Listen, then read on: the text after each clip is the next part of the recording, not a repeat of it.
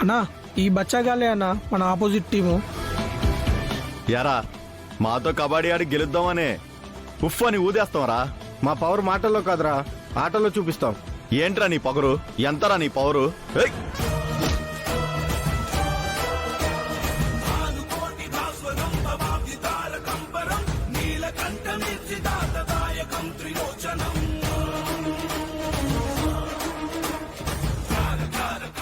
ఎవరి మీద చేస్తున్నావురా? ఎవరి మీద చేస్తున్నావు? వాడెవడనుకుంటున్నావు? నా ఫ్రెండ్, మా టీం మెంబర్ వాడు. మా టీంలో ఎవరిని టచ్ చేసినా నన్ను టచ్ చేసినట్టే.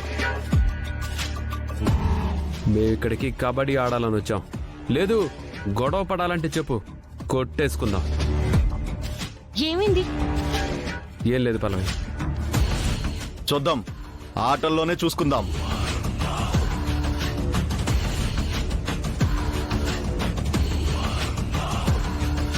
వాళ్ళతో గొడవ ఎందుకండి? నేనేం కావాలని గొడవ పడట్లేదు పల్లవి. మరి వినోద్ మీద చేయి చేసుకోబోయాడు, అందుకే బుద్ధి చెప్పాను. వినోద్, నీకేం కాలేదు కదా? Are you okay? ఏంటి అలా చూస్తున్నావు? ఏమీ లేదు బాస్, నేను మీ మీద చాలాసార్లు గొడవ పడ్డాను కదా. వాడెవడో నన్ను కొడితే ఆనందపడాలి కానీ నువ్వు అడ్డుపడ్డా ఆశ్చర్యంగా ఉంది. నలుగురు కలిసి ఆడుతున్నప్పుడు చిన్న చిన్న మనస్పర్ధలు వస్తూ ఉంటాయి. మాట మాట అనుకుంటూ ఉంటాం. అంత మాత్రాన మన మధ్య శత్రుత్వం ఉండదు కదా.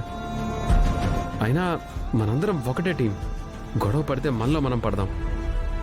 కానీ బయటవాడు మన జోలికి వస్తే మాత్రం అందరం ఒక్కటే అవ్వాలి.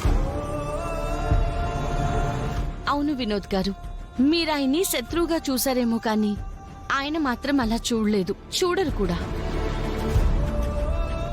ఆయన టీం లీడ్ చేస్తే మీరు ఈ కాంపిటీషన్లో గెలవలేరు.